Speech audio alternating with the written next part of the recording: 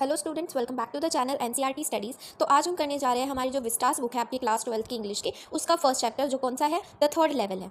ठीक है, तो हम इस चैप्टर को समरी के थ्रू समझेंगे आज।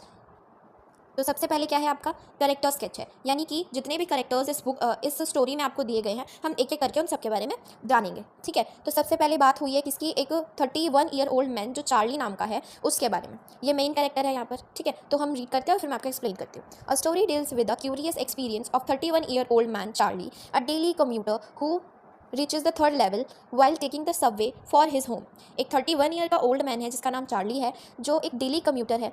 ठीक है, वो थर्ड लेवल पहुंच जाता है जब वो वापस अपने घर के लिए जा रहा होता है सबवे से, तो वो सबवे के थ्रू ही थर्ड लेवल पर पहुंच जाता है। इन reality there are only 2 levels of station of New York grand Central railway station.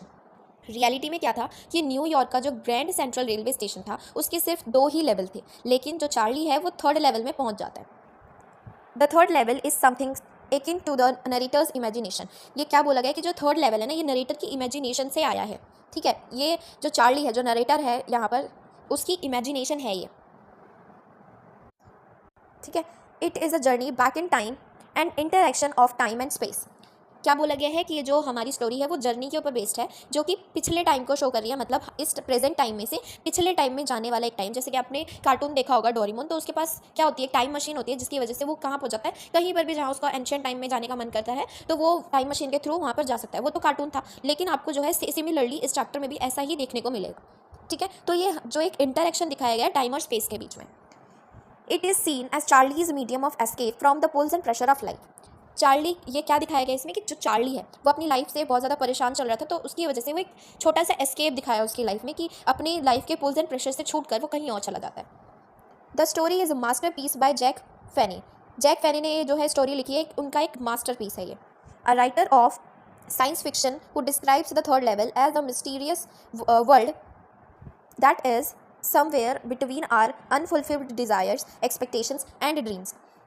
इस स्टोरी में जो है क्या बताया है, जो जिन्होंने स्टोरी लिखी हमारे ऑथर राइटर ने, कि भाई ये एक ऐसे जो थर्ड लेवल उन्होंने बनाया है, एक ऐसा मिस्टीरियस वर्ल्ड बनाया उन्होंने जिससे कि चार्ली ने एस्केप किया है।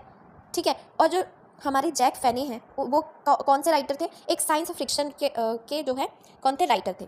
तो उन्होंने बताया है कि ये जो थर्ड लेवल है हमारा, एक ऐसा वर्ल्ड है जिसमें हम अपनी वो चीज़ें कर सकते हैं जो हमारी डिज़ायर्स हैं, जो हमारी पूरी नहीं हुई है, जो हमें एक्सपेक्टेशन है, हमारी ड्रीम्स हैं, वो सारी चीज़ें हम कहाँ पर पूरी कर सकते हैं, एक ऐसे वर्ल्ड में जो सिर्फ और सिर्फ कहाँ है, हमारी इमेजिनेशन में है। ठीक है, it is a point of no escape where the time dimension, the past present and future does not exist. उन्होंने क्या बोला कि पॉइंट ये है कि आप एस्केप नहीं कर सकते, ना तो आप पास्ट को भूल सकते हो या उससे एस्केप कर सकते, ना आप प्रेजेंट को अपनी लाइफ से हटा सकते और ना ही फ्यूचर को। ठीक है, तो ये हमारा जो चैप्टर है पूरा, ये उसी एक मिस्ट्री के ऊपर बेस्ड है कि जो चार्ली है उसने किस तरीके से सिर्फ इमेजिनेशन में, क्या वो सिर्फ इमेजिनेशन में वहाँ पहुँचा है थर्ड लेवल पर, या फिर वो कोई सपना देख रहा है, इमेजिन कर रहा है, या फिर ये एक रियलिटी चेक है, या फिर उसने टाइम ट्रैवल किया। तो हमारे पास जब हम इस चैप्टर को समझेंगे तब हमें पता चलेगा कि रियलिटी क्या है, क्या वो वहाँ सच में पहुँचा था या फिर वो सिर्फ एक इमेजिनेशन में था। ठीक है, नेक्स्ट देखिए अबाउट द करेक्टर्स। यहाँ पर 3 मेन करेक्टर्स जो है हमारे बताए गए हैं चैप्टर में। एक हमारा कौन है, पहला करेक्टर चार्ली, और चार्ली की एक वाइफ है और उसका एक साइकेट्रिस्ट फ्रेंड है। उसकी वाइफ कौन है, लूसा, और उसका जो दोस्त है उसका नाम है सैम। ठीक, तो हाँ, ये 3 करेक्टर है। सबसे पहले हमने चार्ली का पढ़ा कि वो कौन सा इंसान है, 31 ईयर ओल्ड, एक ओल्ड मैन है जो एक डेली कम्यूटर है, who accidentally arrives at the third level of Grand Central railway station and experience a whole new world. 31 years का एक डेली कम्यूटर पर्सन है, ठीक है, जो थर्ड लेवल पे पहुंचता है, कहाँ पर, न्यूयॉर्क के ग्रैंड सेंट्रल रेलवे स्टेशन में, जहाँ पर वो एक नई ही वर्ल्ड का एक्सपीरियंस लेता है। जो उसकी वाइफ है चार्ली की, Louisa, she is Charlie's wife who was worried about her husband coming late. जब वो घर लेट हो जाता है घर आने में, तो उसकी वाइफ जो है बहुत ज़्यादा उसके लिए परेशान हो जाती है। उसका यही करेक्टर दिया गया है स्टोरी में। सैम कौन है, सैम चार्ली का साइकेट्रिस्ट और उसका फ्रेंड है, who serves as a proof for the existence of third level at the Grand Central railway station. Sam Charlie का फ्रेंड भी है और उसका साइकेट्रिस्ट भी है, जो ये प्रूफ देता है कि जो थर्ड लेवल है ग्रैंड सेंट्रल रेलवे स्टेशन में, वो एक्चुअल में क्या है, एग्जिस्ट करता है। ठीक है, किसी और ने उसको नहीं देखा, क्या पता किसी और ने देखा हो पर ऐसा किसी ने बताया ना हो, या फिर सिर्फ चार्ली गया हो अभी तक वहाँ। ठीक है, तो ये जो मिस्ट्री थी वो किसने उसको बताई, चार्ली को सैम ने। तो अब स्टार्ट करते हैं चैप्टर की समरी, ठीक है ना। तो क्या है, सबसे पहले देखिए, third level at the Grand Central railway station. क्या होता है थर्ड लेवल में, स्टार्ट करते हैं, ठीक है। The narrator feels that there are 3 levels at the Grand Central railway station. In reality there are only 2। He has discussed this with his psychiatrist friend Sam Winner. Narrator को ये लगता है कि जो थर्ड लेवल है Grand Central railway station का, वो वहाँ पहुँच जाता है, ठीक है। उसको लगने लगता है कि थर्ड लेवल भी है भाई, 3 लेवल है वहाँ के, लेकिन रियलिटी में सिर्फ 2 ही होते हैं। तो ये वाली बातें जो है वो अपने साइकेट्रिस्ट फ्रेंड यानी कि सैम को बताता है। Sam feels that the narrator experience is waking dream with fulfilment. Sam को क्या लगता है कि जो नरेटर ने एक्सपीरियंस किया है वो क्या है, एक waking dream with wish fulfilment है, यानी कि उसने खुली आंखों से सपना देखा है जिसमें वो सारी चीज़ें देख सकता है जो उसने कभी अपने इमेजिनेशन में, कभी उसके जो है उसकी एक्सपेक्टेशंस रही होंगी उस चीज़ को देखने के लिए, ठीक है। He says that he the narrator is a unhappy पॉर्डन man who is engulfed in insecurities and fear, so man want to escape from his stressful life। तो जो सैम है उसको क्या लगता है, जो नरेटर है यानी कि जो चार्ली है, वो अपनी लाइफ से बहुत ज़्यादा इनसिक्योर फील करता है, बहुत उसको डर लगने लग गया है। अब इतनी ज़्यादा प्रॉब्लम्स उसने अपनी लाइफ में झेल ली है कि वो अपनी इस स्ट्रेसफुल लाइफ से जो है एस्केप करना चाहता है। तो इसी वजह से उसकी इमेजिनेशन में ये जो है थर्ड लेवल आया है, ठीक है। आगे देखिए, narrator's hobby of stamp collection refuge. Narrator की एक हॉबी थी, यानी चार्ली की एक हॉबी थी। क्या थी वो हॉबी, वो स्टैम्प कलेक्शन करता था। जितने भी पुराने स्टैम्प्स उसको मिल जाते थे, स्टैम्प्स आपको पता होगा किसी लेटर के ऊपर आ गए, मतलब किसी ने एक जगह से दूसरी जगह किसी को लेटर भेजा तो उसके ऊपर एक स्टैम्प लगती थी उस जगह पर की, तो वो स्टैम्प जो है वो कलेक्ट करता था चार्ली। तो उसकी ये हॉबी थी, उसके पास बहुत सारी जो है स्टैम्प्स ऐसे ही कलेक्ट हो रखी थी। The narrator's psychiatrist friend says that the narrator's hobby of stamp collection is a temporary refuse from reality. जो हमारा सैम है इस चैप्टर में, वो क्या बताता है नरेटर को कि वो स्टैम्प कलेक्शन करता है उसके लिए वो एक छोटे सा टेम्परेरी रिफ्यूज़ है, जो वो जिससे वो रियलिटी से जो है दूर हो जाता है। जो उसकी लाइफ में रियलिटी चल रही होती है वो उससे जो है दूर हो जाता है और वो कहाँ पर पहुँच जाता है, इमेजिनेशन में, okay. The narrator does not agree with this interpretations. जो नरेटर है हमारा वो इस बात से जो है सहमत नहीं होता है, जो उसने कहा सैम ने कि ये टेम्परेरी रिफ्यूज है, तो वो इस बात से सहमत नहीं होता। He argues that his grandfather lived in nice and peaceful times and still collected stamps. His grandfather did not need to run away from the reality. उसने सैम को कहा कि उसके ग्रैंडफादर भी जो है ये स्टैम्प कलेक्शन का काम करते थे अपनी मर्जी से, और वो बहुत अच्छी और बहुत ही ज़्यादा शांति भरी अपनी लाइफ जी रहे थे, फिर भी वो स्टैम्प कलेक्शन करते थे। और मेरे मतलब जो चार्ली था उसके ग्रैंडफादर को कभी भी रियलिटी से भागने का मन नहीं हुआ, तो मैं भी मतलब ऐसा नहीं हूँ कि भाई मैं भी रियलिटी से भागूंगा, और मेरा भी ये सिर्फ जो स्टैम्प कलेक्शन का जो काम है ये सिर्फ मेरी क्या है, एक इच्छा है जो मैं अपनी इच्छा से करता हूँ। Hence Charlie disproves Sam's diagnosis। इसी बात से वो क्या करता है चार्ली कि जो सैम के दिमाग में चल रहा होता है कि वो टेम्परेरी रिफ्यूज है, वो उसके दिमाग से निकाल देता है, गलत प्रूफ कर देता है उसको, ठीक है। Charlie reaches the third level. जब चार्ली जो है थर्ड लेवल पर पहुंचता है तो क्या होता है, ये देखिए क्या लिखा है, the summer night Charlie worked late at the office. अपने ऑफिस में जो है चार्ली था वो बहुत देर तक काम करता है। फिर उसके बाद in a hurry to get back home he decided to take the subway from Grand Central. जल्दी घर पहुंचने के लिए वो ग्रैंड सेंट्रल पर क्या करता है, सबवे का इस्तेमाल करने के लिए कि भाई जल्दी घर पहुंच जाऊंगा तो मैं सबवे से चला जाता हूँ, तो वो सबवे से जाता है। He crossed the arched doorway handling for the subway and got lost. जैसे ही वो क्रॉस करने वाला होता है तो वहाँ पर वो जो है गलत जगह पर मुड़ जाता है और वो जो है खो जाता है वहाँ पर। The narrator strongly feel that the Grand Central grows like a tree and pushes out new corridors and stairs like roots. अब वो क्या सोचता है कि भाई जो ग्रैंड सेंट्रल रेलवे स्टेशन है जिस सबवे से मैं आ रहा हूँ वो एक ट्री की तरह है, और वो उसकी रूट की तरह अलग अलग उसमें से जो है कॉरिडोर निकल रहे हैं, स्टेयर्स निकल रही हैं, ठीक है। तो वो ये सोचने लग जाता है, उसको अलग ही रास्ते मिलते चले जाते हैं। The narrator walks down a corridor. He finds nobody but hears empty sound of his own footsteps। कहते हैं कि वो एक कॉरिडोर को चूज़ करता है और उसमें ही आगे आगे चले जाता है, और जैसे ही वो आगे आगे बढ़ता है वहाँ पर उसे कोई भी नहीं दिखता, सब कुछ खाली पड़ा हुआ था, और वहाँ पर सिर्फ क्या थी, उसी के फुटप्रिंट्स की, उसके फुटस्टेप्स की जो है आवाज़ आ रही थी उसको, ठीक है। He found himself at the third level at Grand Central Station। वो क्या देखता है कि भाई जो चार्ली है वो ये देखता है कि उसने खुद को कहाँ पाया, थर्ड लेवल पर पाया, इसके ग्रैंड सेंट्रल स्टेशन के। जिस कॉरिडोर को उसने चूज़ किया वहाँ उसको कोई नहीं मिला, लेकिन सिर्फ उसके ही फुटस्टेप की आवाज़ आ रही थी, और जैसे ही वो देखता है कि भाई यहाँ तो पूरा नज़ारा ही बदला हुआ है, और ये कौन सा लेवल है, थर्ड लेवल है, ठीक है। Scenario eight the third level. तो क्या क्या था वहाँ पर थर्ड लेवल पर, वो देखिए।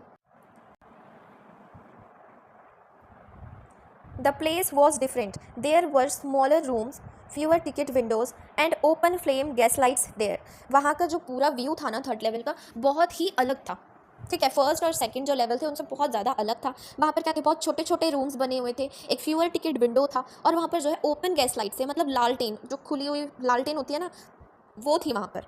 This the information booth was made of would and was looking ancient. जो वहाँ पर इंफॉर्मेशन बूथ था जहाँ से टिकट वगैरह ली जाती हैं, वो क्या है, वुड से बना हुआ उसे दिखा और बहुत ही ज़्यादा पुराना लग रहा था, एंशियंट लग रहा था। Everybody at the station was dressed in the fashion of the late 90s century. जितने भी वहाँ लोग थे वो कैसे उन्होंने अपने कपड़े कैसे पहने हुए थे, जैसे कि 90th सेंचुरी में लोग पहना करते थे वैसे। To be sure the narrator got a copy of the World dated June 11 1894 where the lead story was about president Cleveland. अब भाई वो थर्ड लेवल में पहुंच गया है चार्ली। अब उसने जो है अपनी जो वो देख रहा है उसको श्योर होने के लिए उस पर कि ये थर्ड लेवल है या नहीं, तो वहाँ पर एक न्यूज़पेपर होता है जिसको वो उठाता है और उसमें डेट लिखी होती है जून 11 1894 की, जिसमें किसकी स्टोरी के बारे में लिखा हुआ था, प्रेसिडेंट क्लेवलैंड के बारे में। The narrator goes to the ticket window and demands 2 ticket for Galesburg. अब जो नरेटर था वो क्या करता है कि भाई टिकट विंडो पर जाता है और गेल्सबर्ग की 2 टिकट लेने के लिए उससे बोलता है, जो भी वहाँ पर उसको पर्सन दिखाई देता है टिकट विंडो पर। ठीक है, इलिनॉइस, गेल्सबर्ग इलिनॉइस के लिए वो क्या है 2 टिकट मांगता है। He wanted to go there with his wife Louisa. तो 2 टिकट वो किस लेता है, एक अपने लिए और एक अपनी वाइफ के लिए कि भाई मैं गेल्सबर्ग जाऊँगा, ठीक है, अपनी वाइफ के साथ। He imagines it to be a graceful countryside in the year of 1894 when the first world war was 20 years away and the second world was 40 years away। वो कहते हैं कि मेरे लिए बहुत ज़्यादा पीसफुल टाइम रहेगा जब जब ये टाइम कब का है, 1894 का, जब फर्स्ट वर्ल्ड वॉर को होने में 20 ईयर्स थे और सेकेंड वर्ल्ड वॉर को होने में 40 ईयर्स थे। तो उस टाइम के पर जो लोग हैं बहुत आराम से चैन से रहते होंगे, इसलिए वो चाहता था कि मैं अपनी वाइफ के साथ वहाँ पर जाऊँ और देखूँ। To his surprise the clerk at the ticket counter does not accept the currency bills. एक सरप्राइजिंग उसको एक और चीज़ दिखी कि जो टिकट विंडो पर जो क्लर्क बैठा था वो क्या कहता है कि जो उसकी प्रेजेंट टाइम की करेंसी थी वो उसको लेने के लिए मना कर देता है कि भाई ओल्ड करेंसी ओल्ड टाइम पर हो भाई, तुम ये कौन सी करेंसी लेकर आ रहे हो। तो वो उसको पहचानता ही नहीं करेंसी का और उसको मना कर देता है। ठीक है, sensing troubles the narrator runs away from the third level to escape jail. अब जो है नरेटर घबरा जाता है इस चीज़ को देखकर और वहाँ से बहुत जल्दी निकलने की सोचता है कि भाई यहाँ से मैं निकल जाऊँ बस थर्ड लेवल से। ठीक है, चलो आगे देखते हैं। Charlie buys old currency. Charlie ने क्या किया भाई, अब ओल्ड करेंसी खरीदी है, यहाँ पर बाइज आएगा, ठीक है, ER नहीं आएगा। ओल्ड करेंसी वो खरीदता है कि अब तो मैं जाकर ही देखूंगा कि जो थर्ड लेवल है उसमें ओल्ड करेंसी उसने खरीदी उसके लिए कि गेल्सबर्ग तो मैं अब जाकर ही रहूँगा। ठीक है, the narrator withdraws $300 from the bank next day to buy the currency of 1890। अब वो क्या करता है नरेटर, अगले दिन ही जैसे वो घर पहुंच जाता है भाई अपनी वाइफ को उसने भी बताया नहीं होता कि मैं ऐसे ऐसे पहुंच गया हूँ, वो जल्दी से वहाँ से निकलता है और अगले दिन क्या करता है बैंक जाकर अपनी जो है पुरानी करेंसी खरीद लेता है 1890 में जाने के लिए। ठीक है, his wife and psychiatrist friend are really worried over this. और जैसे उनको पता चलता है कि भाई चार्ली ने पुरानी करेंसी खरीदी है तो वो दोनों, जो उसकी वाइफ है और चार्ली है, चार्ली का फ्रेंड सैम है, दोनों ही बहुत ज़्यादा उसके लिए परेशान हो जाते हैं। However his $300 got reduced to 200 in old styled bills. पुरानी जैसे उसने करेंसी चेंज कराई अपनी न्यू करेंसी से, तो जो $100 थे उसके अब वो कम हो गए, वो कितने हो गए, $200 में चेंज हो गए। ठीक है, quest for the third level. अब क्या क्वेश्चन बना थर्ड लेवल का। The narrator fails to find the third level again. His wife is very worried and pursue Charlie to stop looking for the third level. जो उसकी wife है Charlie की, अब क्या होता है कि जब वो दोबारा जा रहा होता है ना चार्ली वहाँ पर थर्ड लेवल के लिए, तो अब की बार वो थर्ड लेवल को दोबारा नहीं ढूंढ पाता। इसे देखकर उसकी वाइफ और भी ज़्यादा उसके लिए परेशान होने लग जाती है और चार्ली को कहती है कि भाई अब तुम बंद करो ये अपनी छानबीन थर्ड लेवल की और घर चलो। So he resumed his hobby of stamp collection. His psychiatrist friend Sam disappears and soon the narrator and his wife get proof of the existence of the third level. Now both of them starts their futile search for the third level platform. The narrators believes the Sam is in the Galesburg in the year 1894. ठीक है, अब क्या होता है कि जैसे ही वो घर जाते हैं और जो चार्ली होता है ना, अब वो ये रिफ्यूज़ कर देता है, मतलब दोबारा से रिज्यूम कर देता है कि भाई ये जो स्टैम्प कलेक्शन उसने की हुई है ना वहाँ पर उन सबको जो है छानबीन करने लग जाता है और उनको एक प्रूफ मिलता है। अचानक से उनका एक दोस्त जो सैम था, साइकेट्रिस्ट, उसका दोस्त, वो गायब हो जाता है। वो साइकेट्रिस्ट से मिल ही नहीं पाता उस दिन के बाद। तो जैसे ही वो छानबीन करते हैं दोनों हस्बैंड वाइफ, उनको एक प्रूफ मिलता है, एक लेटर मिलता है उनको। किसका लेटर था? वो उसी साइकेट्रिस्ट फ्रेंड का था जो आया था 1894 की डेट से, और नीचे उसमें सैम भी लिखा होता है। तो एक ऐसा लेटर जो है चार्ली को मिलता है उस दिन, और उन्हें ये प्रूफ मिलता है कि जो थर्ड लेवल है वो एक्चुअल में एग्जिस्ट करता है, और जो सैम है वो उसी रास्ते, सबवे के थ्रू ही वहाँ पर जा चुका है। ठीक है, तो ये जो है मिस्ट्री यहाँ पर अनक्लोज हो जाती है कि जो थर्ड लेवल है वो एक्चुअल में एक टाइम ट्रैवल वहाँ पर था, जो कभी कभी किसी को मिला, और जिसको मिला और अगर वो वहाँ रह गया तो वो वापस वहाँ से बाहर नहीं आ पाया। जब चार्ली की बातें सुन के सैम ने ट्राई किया होगा वहाँ जाना, तो उसको भी वो रास्ता मिल गया होगा, और वहाँ पर जो सैम था उसको अच्छा लगा वहाँ पर, तो वो वहीं रह गया। ऐसा आपकी स्टोरी में जो है बताया गया है। तो उनको ये प्रूफ मिल जाता है कि भाई गेल्सबर्ग 1894 के टाइम पर ही जो सैम है वो वापस जा चुका है। ठीक है, the mystery of the first day cover.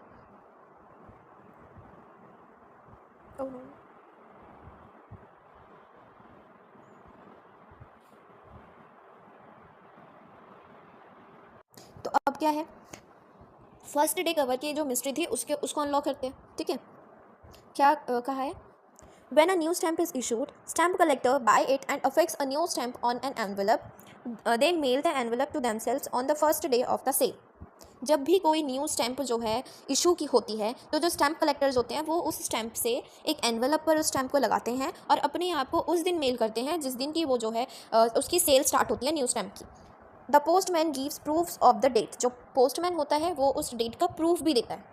The envelope is never opened and nothing is return inside it. This is called first day cover. तो फर्स्ट डे कवर इसी को बोल जाता है कि जो एनवेलप है उसके बाद कभी नहीं खोला जाता जब उसके ऊपर स्टैम्प लगा दी जाती है, और ना ही उसके अंदर कुछ लिखा जाता है। ठीक है, ये इंपॉर्टेंट है, ये पूछा जाता है कि भाई फर्स्ट डे कवर क्या है ना। तो while fusing with the stamp collection, the narrator finds a strange cover mailed to the narrator's grandfather's address in Galesburg. तो स्टैम्प कलेक्शन के टाइम पर नरेटर एक ऐसी स्टैम्प के एनवेलप को उसको मिलता है जो कि उसके फादर के नाम पर गेल्सबर्ग से आया होता है। ठीक है, it has been present there since July 1894। It bears a 6 cent stamp with the picture of president Garfield. वहाँ के जो प्रेसिडेंट थे उनके नाम की जो है वो स्टैम्प थी और वही उस एनवेलप पर लगी होती है। और टाइमिंग क्या थी, उसकी डेट क्या थी? जुलाई 1894। The envelope contains a letter for Charlie by his friend Sam. Sam confirmed that the presence of the third level and advises the narrator to keep looking for it. He says it's worth it. ठीक है, तो यही एक letter जो है उसको मिलता है चार्ली को जब वो ये ढूंढ रहा होता है कि भाई उसका फ्रेंड जो है वो सैम कहाँ चला गया। तो उसके ग्रैंडफादर के नाम पर एड्रेस पर वो उसको गेल्सबर्ग से आया हुआ एक लेटर मिलता है जिसके अंदर उसी के नाम का एक लेटर दिया गया है सैम के थ्रू। सैम ने एक लेटर दिया है चार्ली को, क्या कि भाई जो थर्ड लेवल है ना वो एक्चुअल में एग्जिस्ट करता है और तुम उसकी तलाश में हमेशा रहो, और ये बिल्कुल तुम्हारे काम आएगा ही आएगा कि तुम्हें भी पता चल जाएगा कि रियलिटी में क्या है, जो थर्ड लेवल है वो एग्जिस्ट करता है। Narrator's reality check on Sam. अब नरेटर क्या है, रियलिटी चेक करता है कि भाई जो सैम है वो सच कह रहा है या नहीं। Charlie finds out that Sam had brought $800 worth of old style currency. Charlie ये देखता है कि जो सैम है, ये उसको पता चलता है कि जो सैम है उसने $800 जो है ओल्ड करेंसी में चेंज कराए हैं। This money was sufficient to set up a hay feed and grain business which Sam dreamed of.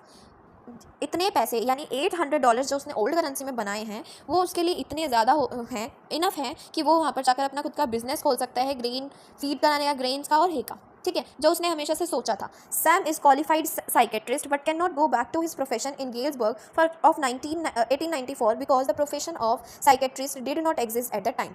Galesburg में जब वो पहुँचा सैम, वो एक क्या था आपको पता है, साइकेट्रिस्ट था, वो बहुत अच्छा प्रोफेशनल साइकेट्रिस्ट था, लेकिन वहाँ पर वो है अपनी साइकोलॉजिकल स्किल्स जो है नहीं दिखा सकता था क्योंकि उस टाइम पर ऐसा कोई सब्जेक्ट भी नहीं था और ना ही ऐसी किसी ने पढ़ाई की हुई थी, ना ही किसी को इसके बारे में पता था। तो वहाँ पर वो जो है इसके थ्रू अपना बिजनेस वगैरह कुछ भी नहीं कर सकता था।